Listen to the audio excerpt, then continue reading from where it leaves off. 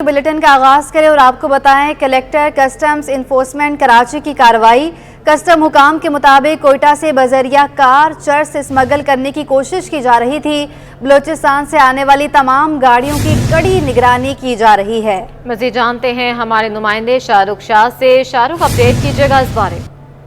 जी बिल्कुल, देखिए collector custom enforcement Karachi की जो है वो खुफिया इत्तला पे ये कार्रवाई की गई है। स्मगलिंग के खिलाफ जो है वो भरपूर कार्रवाई इस वक्त कस्टम जो है वो कर रही है और उसी शुबे में आज कोयटा से बदरिया जो है वो कार में जो है वो चर्च स्मगल करने की कोशिश की जा रही थी, जिसमें बलूचिस्तान से आने वाली तमाम गाड़ियों को जो है वो रोका गया। इंटेलिजेंस बेस्ड मालूमात पे जो है वो ये कार्रवाई की गई, जिसमें गुज़श्ता रात रईस गोड के कच्चे के इलाके में से गुजरने वाली नई होंडा सिविक को रोकने का इशारा किया और जो है वो गाड़ी रोकने के बाद उसके जो साइड की सीट्स हैं और डिग्गी में जो मौजूद 1-1 किलो के तकरीबन 474 पैकेट थे चर्च के, जो कि जो है वो कस्टम हुकाम ने बरामद किए हैं, जिसकी कुल मालियत कस्टम हुकाम के मुताबिक जो है बताई जा रही है कि 9 करोड़ 45 लाख रुपए जो है वो है। और गाड़ी की जो है वो कीमत जो जब्त की गई गाड़ी है जिसमें सामान मुंतकिल कर रहे थे उसकी 38 लाख रुपए जो है वो मालियत है, जिसकी कुल मालियत 9 करोड़ 83 लाख रुपए पर कर लिया गया है कस्टम एक्ट के तहत। और कस्टम एक्ट के तहत इनके ऊपर जो है वो कार्रवाई का भी आगाज कर दिया जाएगा। अच्छा, ये भी बताइएगा कि जो मुल्ज़मान गिरफ्तार किए गए हैं, इब्तदाई तफ्तीश में क्या सामने इंकशाफ आए हैं, कितने लोग इसमें मुलव्वस पाए गए हैं? जी बिल्कुल, देखिए इब्तदाई तौर पे ये जो है वो नामालूम मुल्ज़मान के नाम जो है वो मुकदमा दर्ज किया गया है कस्टम एक्ट के तहत। और ये जो मुल्ज़मान है ये बजरिया बलूचिस्तान से जो है वो कराची जो है वो स्मगल कर रहे थे और ये 1-1 किलो के तकरीबन 474 पैकेट्स हैं चर्च के, जो कि स्मगल किए जा रहे थे। और एक मुनज़्ज़म तरीके से गाड़ियों की जो साइड्स हैं और डिग्गी के जो छुपाने के जो रास्ते हैं वहाँ पे इस वक्त जो है वो ये जो है वो चर्च छुपाई हुई थी। और कस्टम हुकाम को जब ये जो है वो इंटेलिजेंस बेस्ड मालूमात मिली कि गाड़ी जो है वो एक आ रही है जिसमें साइड्स के गाड़ी के जो दरवाजे हैं उसके साइड्स पे जो है वो पैकेट छुपाए गए हैं, उसको जब रोका गया गाड़ी की नंबर प्लेट के जरिए जो है वो रोका गया, तो उसमें से जब सामान निकला तो तकरीबन जो मालियत है वो 9 करोड़ 45 लाख रुपए जो है उसकी जो है वो मालियत बताई गई है। इन मुल्ज़मान जो कि गाड़ी चला रहे थे उनको जो है वो नामालूम मुल्ज़मान को गिरफ्तार कर लिया गया है और कस्टम एक्ट के तहत उनके खिलाफ मुकदमा दर्ज करके जो है वो मजीद इस वक्त तफ्तीश जारी है कि उनके ताने बाने जो है वो मजीद कहाँ जोड़ रहे हैं और दीगर साथियों के लिए भी जो है वो इस वक्त छापे मारे जा रहे हैं। ठीक है, शाहरुख शाह हमें अपडेट करे थे, आपका बहुत शुक्रिया। जस्टिस इरफान सादत खान को एक्टिंग चीफ जस्टिस सिंध मुकर्रर कर दिया गया है। सिंध हाई कोर्ट के chief justice Ahmed Ali Sheikh retire हो रहे हैं। मुस्तकिल चीफ जस्टिस की तकर्री सुप्रीम जुडिशल काउंसिल करेगी। अपडेट करते चले आपको, जस्टिस इरफान सादत खान को एक्टिंग चीफ जस्टिस मुकर्रर कर दिया गया है। तफसीलात जानेंगे, आजिज जमाली हमारे साथ मौजूद हैं। आजिज, अपडेट कीजिएगा। जी देखिए, सिंध हाई कोर्ट के जो मौजूदा चीफ जस्टिस हैं जस्टिस अहमद अली शेख, वो 2 अक्टूबर को रिटायर हो रहे हैं। तो इस वजह से सीनियर जज हैं जो सिंध हाई कोर्ट के जस्टिस इरफान सादत खान, उनको सिंध हाई कोर्ट का कायम मकाम चीफ जस्टिस मुकर्रर कर दिया गया है। ये कायम मकाम चीफ जस्टिस आर्जी बुनियादों पर है, क्योंकि चीफ जस्टिस की तकर्री जो है सुप्रीम जुडिशल काउंसिल करेगी, लेकिन तब तक जस्टिस इरफान सादत खान को कायम मकाम चीफ जस्टिस मुकर्रर कर दिया गया है जब तक सुप्रीम जुडिशल काउंसिल जो है मुस्तकिल चीफ जस्टिस का फैसला करे। इस किस्म का नोटिफिकेशन आज इस्लामाबाद से जारी हुआ है और 2 अक्टूबर के बाद जस्टिस इरफान सादत खान चीफ जस्टिस सिंध की जिम्मेदारियां संभाल लेंगे। ठीक है, एक्टिंग चीफ जस्टिस सिंध मुकर्रर कर दिया गया है। बहुत शुक्रिया आजिज जमाली आपका। लांढी रेलवे स्टेशन की क्रॉसिंग रिहायशियों के लिए खतरे से कम नहीं है। रेलवे क्रॉसिंग पर हिफाजती बाड़ ना होने से हादसात में इजाफा हो रहा है। तफसीलात बताएंगी आदिया नाज। बिल्कुल, मैं इस वक्त लांढी रेलवे स्टेशन पर मौजूद हूँ, जहाँ पर ट्रेनों की आमदोरफ्त का सिलसिला जो है वो जारी रहता है और यहीं से क्रॉस करके ट्रेन जो है वो कैंट स्टेशन की जानिब रवाना होती है। अमूमन हर ट्रेन का स्टॉप यहाँ पर तकरीबन 2 मिनट का होता है, जिसमें से पैसेंजर उतरकर जो है वो अपने अपने इलाकों को रवाना होते हैं। सूरत हाल यहाँ पर कुछ इस तरह से है कि आप देख सकते हैं बैक पर अगर ट्रेन यहाँ से गुजरे तो किसी किस्म की कोई सिक्योरिटी नहीं है। और ये लोग जो है ये भी आप देखिए भागते हुए कैसे ट्रेन के अंदर जो है सवार होने की कोशिश कर रहे हैं, जो कि जानों के लिए इंतहाई ख़तरा होता है।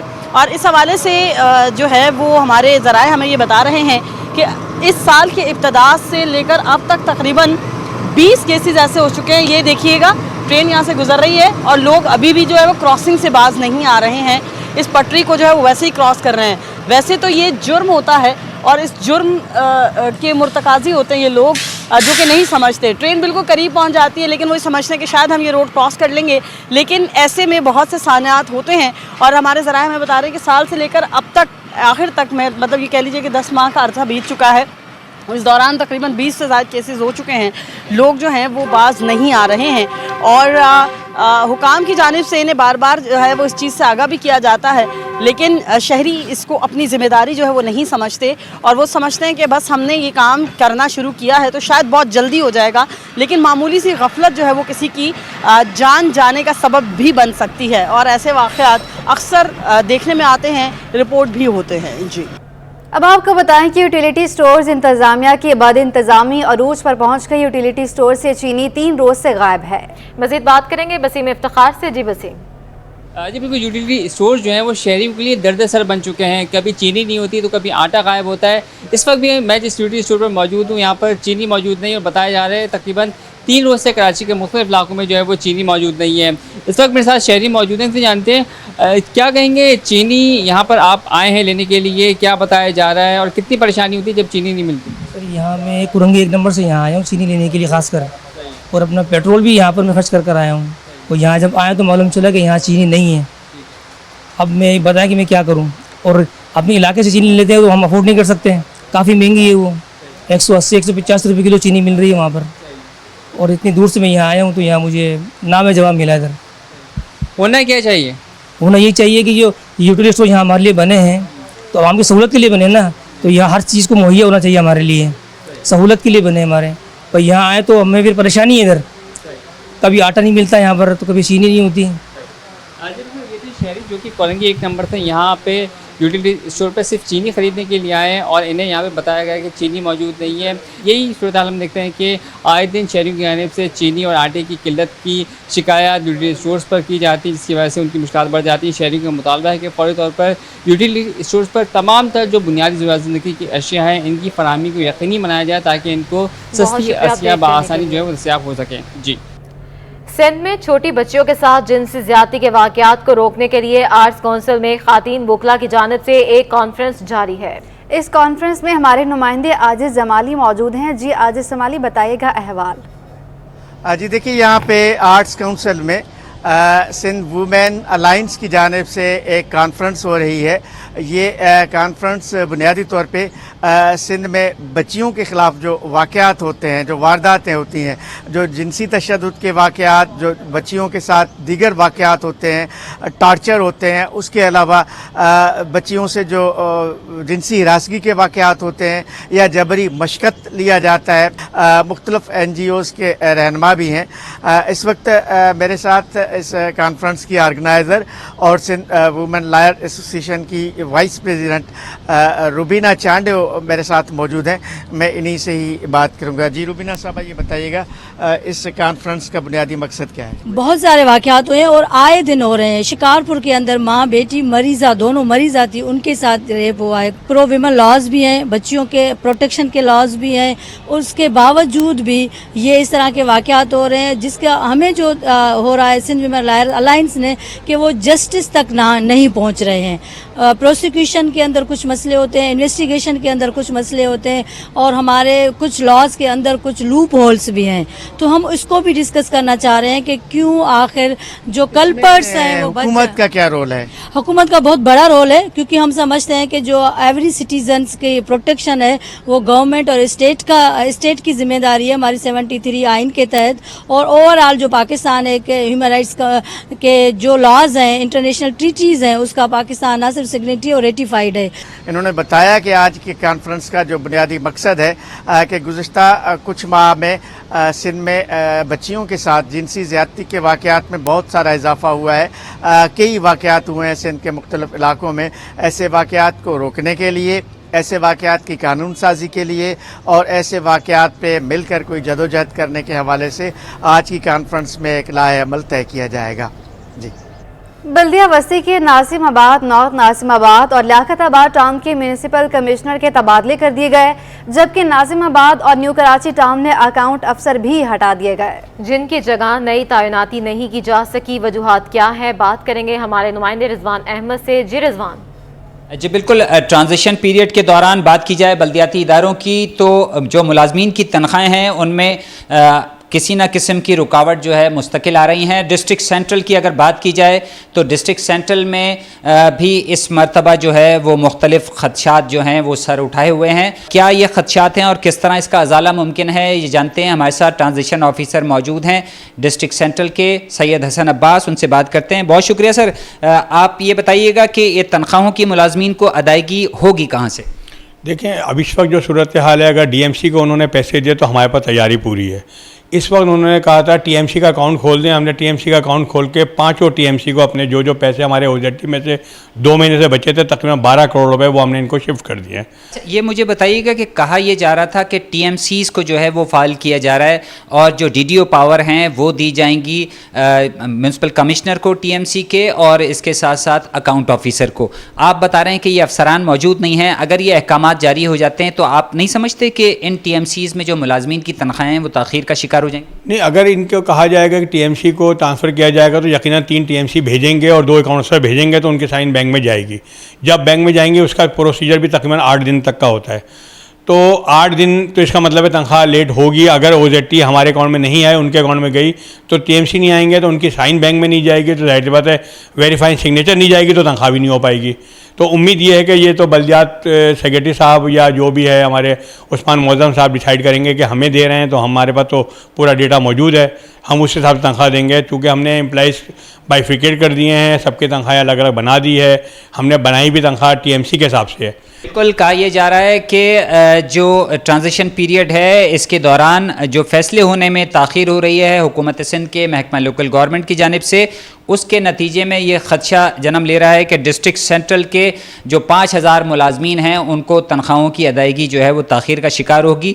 अगर जो अफसरान हटाए गए हैं उनकी जगह दूसरे अफसरान तैनात भी कर दिए गए तो जो दफ्तरी अमूर हैं उनका प्रोसेस जो है वो 7-8 दिन का होता है, जिसकी वजह से ये लाजिम हो गया है कि अगली तनख्वाहें जो है वो ताख़ीर का शिकार होंगी। जी। कराची में तहरीके इंसाफ के मरकजी दफ्तर इंसाफ हाउस के किराए का तनाज़ा है। मालिक ने अदालत से रुजू कर लिया, ताहम आज हड़ताल होने के बायस समाअत नहीं हो सकी है। अदालत ने 10 अक्टूबर तक फ्रीकेन से जवाब तलब कर लिया है। तफसीलात जानेंगे, जवाद आसिफ हमारे साथ मौजूद हैं। जवाद, अपडेट कीजिएगा इस हवाले से। जी बिल्कुल, आज इंसाफ हाउस कराची के किराए का तनाज़ा है जिसकी समाअत आज सिटी कोर्ट सीनियर सिविल जज जनूबी की अदालत में होनी थी, ताहम मुकला की हड़ताल के बाद आज समाअत ना हो चुकी। इसलिए अदालत ने सदर पाकिस्तान आरिफ अलवी, इमरान इस्माइल और दीगर को दोबारा नोटिस जारी करते हुए 10 अक्टूबर तक फरीकैन से जवाब तलब कर लिया। ये जो दावा है निजी कंपनी के नुमाइंदे अनस की जानिब से दायर किया गया है। इसने जो है वो इंसाफ हाउस के जो मालिक है किराए के हुसूल के लिए अदालत से रुजू किया था। दरख्वास्त गुजार के मुताबिक पीटीआई कराची के मरकजी दफ्तर इंसाफ हाउस का किराया गुज़श्ता 12 साल से अदा नहीं किया गया। दफ्तर का मुआहिदा जगह के मालिक से सदर मुमलिकत आरिफ अलवी, नईमुल हक मरहूम और साबिक गवर्नर सिंध इमरान इस्माइल ने किया था। दरख्वास्त गुजार के मुताबिक जुलाई 2023 तक 1,39 लाख रुपए किराया वाजिबुल अदा है। इंसाफ हाउस कराची जिस plot number G16 PCHS block 6 पर कायम है वो निजी कंपनी की मिल्कियत है। जगह के मालिक ने सदर मुमलिकत आरिफ अलवी और पीटीआई रहनुमाओं पर सिंध रेंटल ऑर्डिनेंस 1900 अपडेट कर रहे थे। बहुत शुक्रिया आपका। फिरंगी नंबर 4 के मकीन बुनियादी सहूलतों से महरूम है। खातीन कहती हैं पानी आता नहीं, लेकिन मोटर चलने की वजह से बिजली के भारी भरकम बिल आ जाते हैं। करंगी नंबर 4 की खवातीन कहती हैं वाटर कॉर्पोरेशन की लाइन में पानी आने से मायूस हो गए हैं। जब भी पानी के लिए मोटर चलाते हैं खाली ही चलती रहती है। मसले के हल के लिए बोरिंग कराई है, इसमें भी हज़ारों रुपए लग गए। खवातीन ने आला हुकाम से अपील की है कि पानी की फराहमी यकीनी बनाई जाए ताकि अवाम पानी की सहूलत से मुस्तफीद हो सकें। कराची में पानी का बहरान संगीन हो गया। गार्डन उस्मानाबाद के रहायशी पानी की बूंद बूंद को तरस गए हैं। कहते हैं महंगाई के इस दौर में पानी खरीद कर इस्तेमाल करने पर मजबूर हैं। अपडेट करेंगी हमारी नुमाइंदा आयमा खान। जी बिल्कुल, शहर कायद में जो पानी का बहरान है वो संगीन सूरत हाल इख्तियार कर गया है। समंदर किनारे रहने वाले कराची के शहरी जो हैं वो पानी की बूंद बूंद को तरस गए हैं। इस वक्त हम मौजूद हैं गार्डन के इलाके उस्मानाबाद में। यहाँ भी जो है वो पानी की अदम दस्तियाबी के बायस जो है इलाका मकीनों को शदीद परेशानी का सामना करना पड़ रहा है। इस हवाले से बात करने के लिए हमारे साथ यहाँ के इलाका मकीन मौजूद हैं। सर बताइएगा, पानी नहीं आता तो किस तरह से गुजारा करते हैं आप लोग? बड़े मसले मसाइल हैं हमारे इलाके में। उस्मानाबाद बादशाही रोड ये गार्डन का एरिया बड़ा, एक तो पुराना एरिया है, वसी एरिया है, और यहाँ पानी की ये होता है अक्सर गंदा पानी यहाँ आना शुरू हो जाता है। कोई टाइम नहीं है, कोई टेबल नहीं है, पानी जब चाहे बंद कर देते हैं। हमारे साथ जो है वो बल्दियाती कमेटी के नुमाइंदगान भी मौजूद हैं, हम इनसे भी बात कर लेते हैं। सर, जैसा कि आपने देखा कि आवाम को जो है यहाँ पे शदीद मुश्किलात का सामना है, पानी नहीं आता, तो आप क्या देख रहे हैं कि लाइनें भी डल रही हैं, तो कब तक जो है वो इस इलाके में पानी आ जाएगा? असल में यहाँ का बड़ा इशू ये था कि यहाँ पर सीवेज का पानी जो है वो घर घर में जा रहा था और उससे बच्चे बड़े परेशान थे। हमारी फैमिलियाँ बीमार हो रही थी इस इलाके की।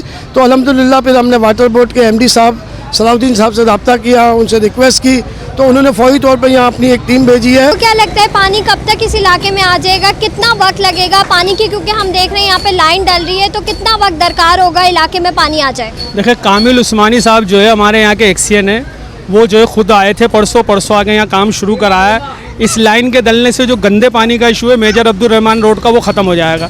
तो हमारे यहाँ जो एक गार्डन जू के अंदर जो एक प्लांट लगाया गया, अगर वो प्लांट जो है वाटर बोर्ड उसको ऑन करवा देता है तो समझ लें कि इस पूरे एरिया के अंदर जो है पानी की जो किल्लत है इंशाल्लाह ख़त्म हो जाएगी।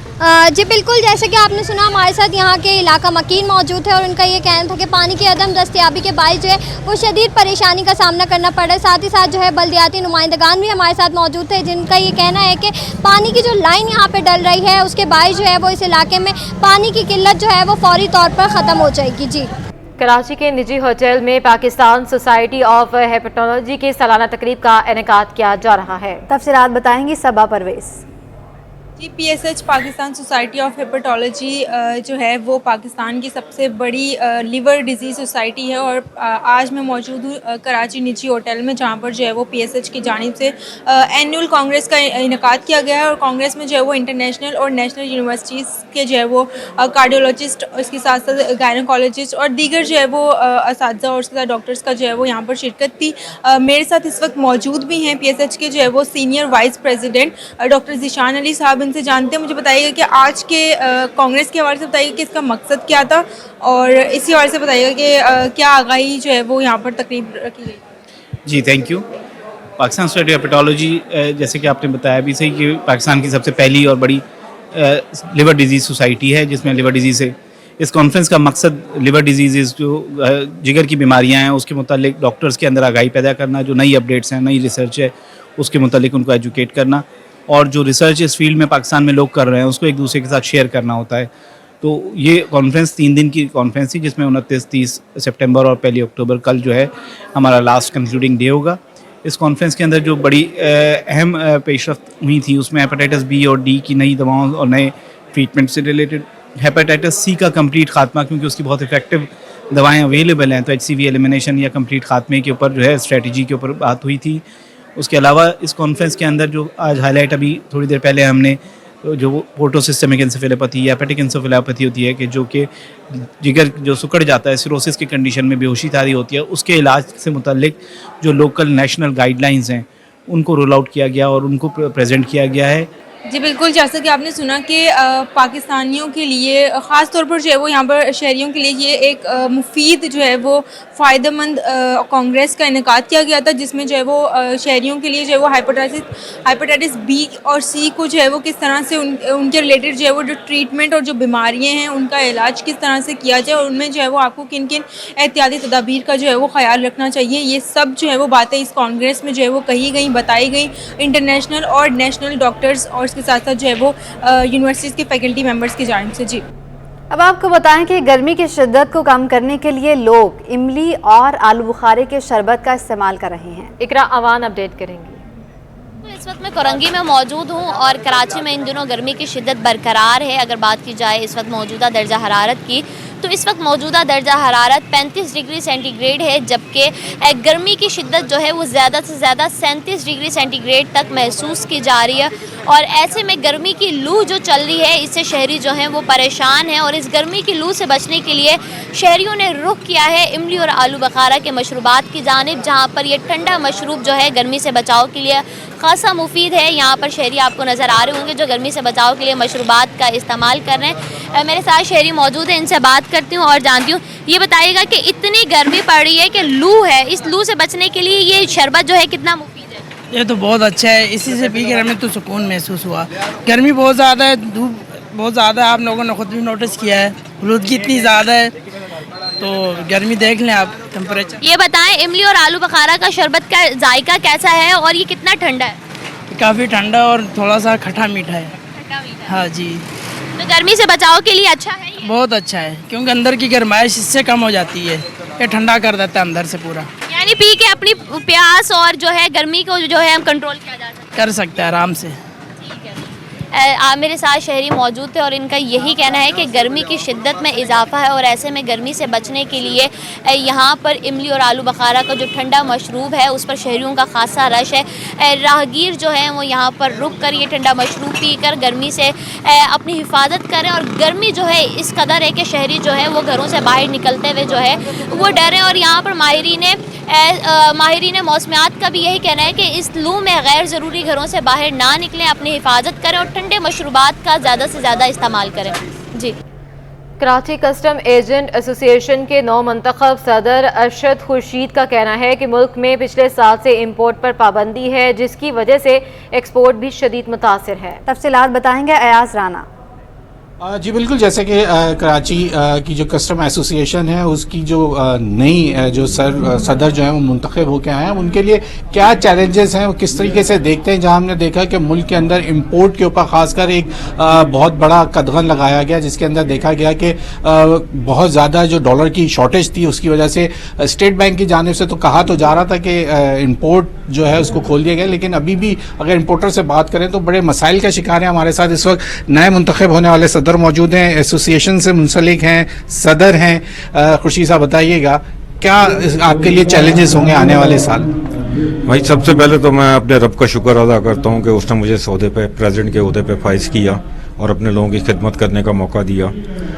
एक तरफ तो दिल में जीत की खुशी है, लेकिन दूसरी तरफ दिल बोझल भी है, क्योंकि जो मुल्क के हालात हैं, पिछले एक साल से इंपोर्ट बंद पड़ी हुई है, जितनी भी आपकी जो लेजिटिमेट इंपोर्ट है वो बंद पड़ी हुई है, और हमारी जितनी एक्सपोर्ट है वो सारी की सारी जो बेस करती है इंपोर्ट्स के ऊपर, क्योंकि रॉ मटेरियल आएगा, गुड्स बनेंगी तो एक्सपोर्ट होंगी। इंपोर्ट बंद पड़ी हुई है, एक्सपोर्ट डिस्टर्ब है, जिसकी वजह से सारा का सारा जो है आपकी इकॉनमी जो है वो क्रैश हुई है इस वक्त, और आगे आने वाले हालात जो है कुछ बेहतर नज़र नहीं आ रहे। जितनी भी डॉक्यूमेंटेड इंपोर्ट है वो बंद है, सारी की सारी अनडॉक्यूमेंटेड है। सारी मार्केटें आपकी जो है इंपोर्टेड गुड्स से फ्लरिश हुई हुई हैं, इंपोर्ट भरी पड़ी हुई हैं, लेकिन इंपोर्ट्स के हवाले से कुछ थोड़ा बहुत अभी जो है इन्होंने एलसीज खोलने शुरू की हैं, लेकिन उसमें भी टाइम लग रहा है।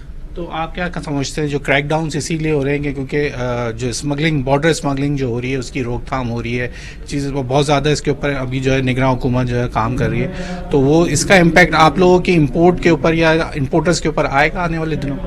सर बिल्कुल इसका बिल्कुल इम्पैक्ट आएगा, और मैं खैर मकदम करता हूँ इस हुकूमत का जिन्होंने ये इकदाम उठाया है, और हमें नज़र आ रहा है कि डॉलर जो है ऐसा ऐसा नीचे आ रहा है, और मुझे उम्मीद है कि बिल्कुल इसी तरह से स्मगलिंग से सारा डाइवर्ट होकर इंपोर्ट की तरफ आएगा। वो दिन दूर नहीं है, जैसे रात के बाद दिन आती है वैसे ये बुरे दिन भी नहीं रहेंगे पाकिस्तान के लिए, इंशाल्लाह ये बहुत अच्छे हो जाएंगे। ठीक है, जैसे कि सदर साहब का यही कहना था कि मईशत के लिए सबसे बड़ा चैलेंज ये है क्योंकि हमारी तमाम रॉ मटेरियल जो है वो हमें इंपोर्ट करना पड़ता है, और हमारा जो एक्सपोर्ट्स है उसके लिए भी जो इंपोर्ट खुलेगी तो ही एक्सपोर्ट बढ़ सकती है, क्योंकि हमारे पास इस वक्त जो डॉलर की शॉर्टेज है वो हमें एक्सपोर्ट से ही पूरी करनी है। वो तमाम वो ज़राए अब आने वाले दिनों में जिस तरीके से क्रैकडाउन किए जा रहे हैं बॉर्डर के ऊपर, जिस तरीके से स्मगलिंग होने के बाद जो मार्केट के अंदर जो इस वक्त इंपोर्टेड सामान मौजूद है, अब वो कहना इनका यही है कि आने वाले दिनों में जिस तरीके से ये क्रैकडाउन जारी है इंपोर्ट्स के अंदर भी इजाफा होगा और कारोबार भी जो लोगों का है वो अब चलता हुआ नजर आने लगेगा। जी। Karachi chamber of commerce and industry के सदर तारिक यूसुफ का कहना है, मेरे लिए कराची चैम्बर की सदारत का एक साल बहुत ही चैलेंजिंग रहा। मजीद वो क्या कहते हैं आइए सुनते हैं। मेरे लिए एक बड़ा चैलेंजिंग ईयर था। मैंने 1 अक्टूबर को चार्ज लिया और मेरे चार्ज लेने के चंद दिनों बाद पोर्ट पर कंटेनर्स जो हैं वो रुकने शुरू हो गए और वो कहानी सामने आने, और उसकी तादाद नवंबर के महीने में 7,000 तक चली गई। हमारे लिए एक अपहिल टास्क था, लोगों के माल रुके हुए थे, डैमरेजेस पड़ रहे थे। हमने गवर्नर स्टेट बैंक से बात की उसके रिलीज़ करने के लिए और मुतअद्दिद मीटिंगें की, और अल्हम्दुलिल्लाह फिर हमने स्टेट बैंक के साथ हमारी ये अंडरस्टैंडिंग हो गई कि जितने केसेस हम स्टेट बैंक को भेजते थे जिनकी जेन्युइन डिलेज़ होती थी, वो अल्हम्दुलिल्लाह वो हमारे ऑफिस के ज़रिए अल्हम्दुलिल्लाह उसमें बहुत आसानी हुई। उसके बाद फिर अगला मरहला आया डॉलर की नॉन अवेलेबिलिटी का, लोगों की एलसियाँ खुलनी बंद हो गई, वो फिर एक बड़ा सख्त मरहला था। उसमें भी हमने स्टेट बैंक को ये वंस अगेन अप्रोच किया और उनसे कहा कि भाई ये इसकी कोई सिस्टम बनाई जाए, लेकिन वहाँ मैंने महसूस किया कि प्राइवेट बैंक्स ने इस विंडफॉल का बड़ा फ़ायदा उठाया और लोगों की एलसियाँ बाई चॉइस खोली गई, और स्टेट बैंक का कोई उसके ऊपर कोई गवर्निंग एक्शन ना हो सका। लोगों ने अपनी मर्ज़ी से जिसको ब्लू वाइट बेबीज़ के लिए उन्होंने एलसियाँ खोली। बहरहाल वो मरहला रहा, पै दर पै जो है इकोनॉमिक क्राइसिस चलते रहे, उसके बाद फिर डॉलर की ऊंची उड़ान शुरू हो गई। तो एक तरह से फाइनेंशियल मेरा जो ऑफिस है कराची चैम्बर, वो फाइनेंशियल मैटर्स पर डील करता है, और there have been lot of financial problem.